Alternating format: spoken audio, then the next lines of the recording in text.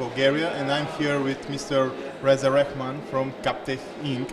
Mr. Rahman, you are declared Java2Days keynote speaker of all times and for all the events. What's the feeling of this high position and high status, shall I put it like that?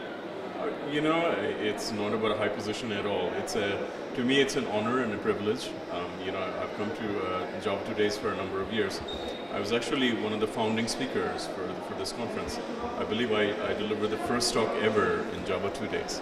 So to me, it's really an honor and a privilege, and I'm very happy that the conference loves me as much as I love the conference. Awesome. You're keynote speaker of a lot of events and usually gather huge crowds around you. So how do you find the Bulgarian people here, and what are your what were your expectations for Bulgaria, and did they confirm or not?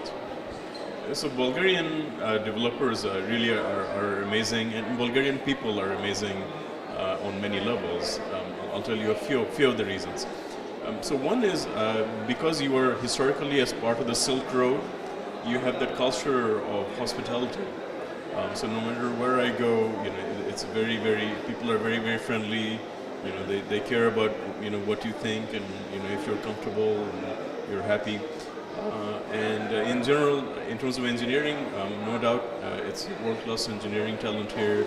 A lot of very, very bright people. Definitely they ask the right questions. They're extremely engaged, and another thing that I actually appreciate about Bulgaria, and maybe Bulgarians don't really understand this, actually it's quite harmonious, especially by European standards, a very harmonious multicultural society here. It's not just Bulgar people. There's minorities here, and there's seamless integration between the minorities and the majority Bulgar people. So I think even that is very, very unique in terms of Bulgaria. Awesome. Have you worked with Bulgarian professionalists?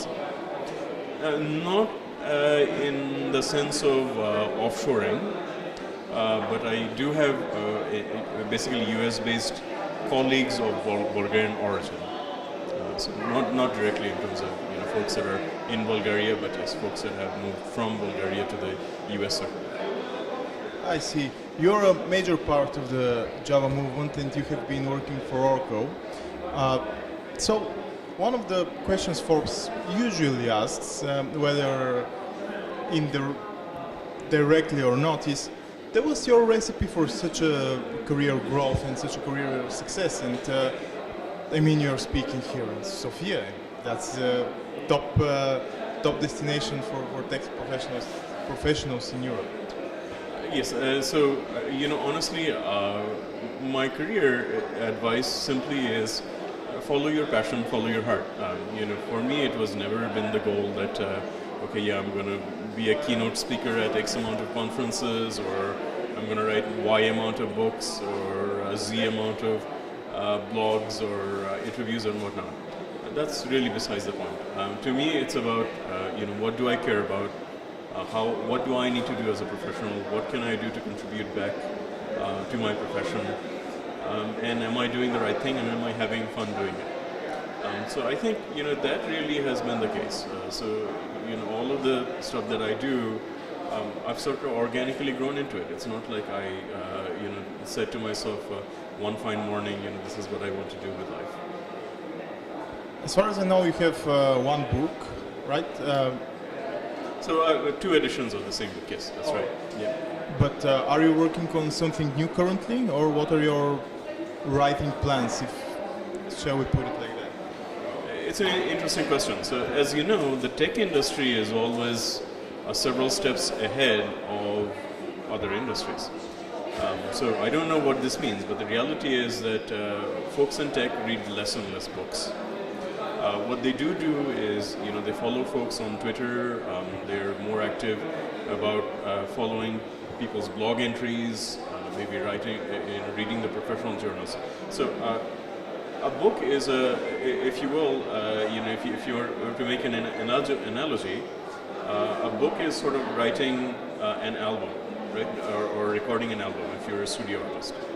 And if you know, even in the music industry, fewer and fewer of the musicians are producing full-length albums, because the same thing that's happening with books is happening there as well.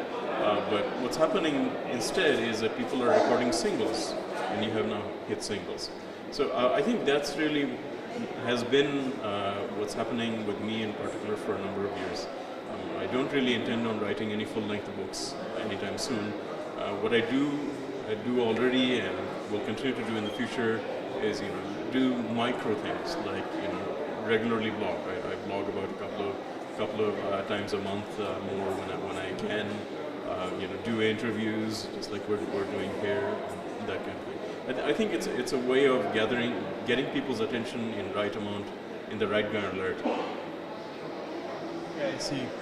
Have you thought about vlogging actually, because it is growing as a bigger and bigger trend? I mean, people read less books, but they read less articles as well, in my opinion. What about vlogging? Oh yes, so I've been doing blogging for almost 10 years now.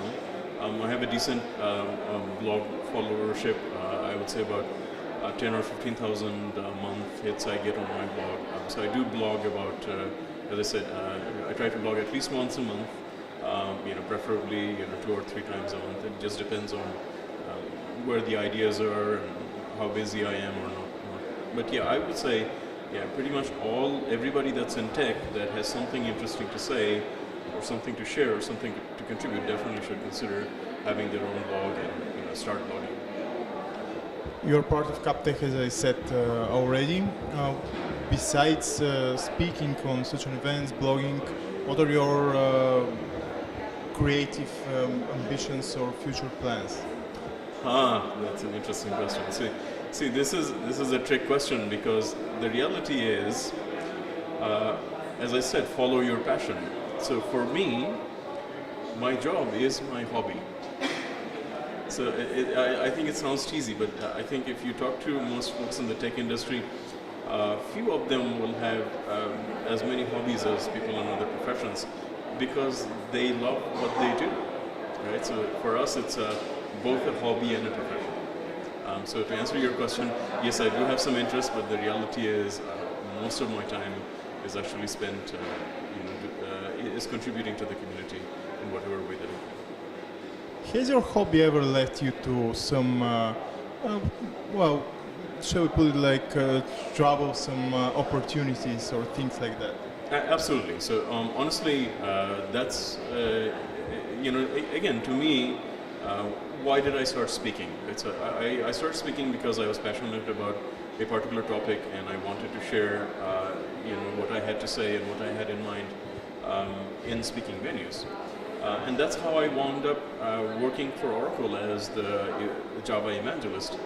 Is because my hobby at some point in time, the stuff that I do part-time on my own time, became my job, at least for a period of time. So yes, absolutely, your hobby can become one and the same as your job.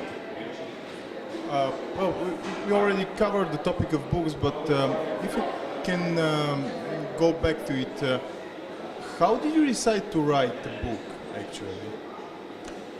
How do you decide to write a book? Again, the idea about writing a book is, obviously, as a professional in the tech industry, there are certain things that will catch your attention. And the difference between a blog entry and an article and a book is what collection of ideas do you have? There's certain topics that you just won't be able to do justice in terms of an article. You really have to have a continuum of ideas that's going to fill the length of a book.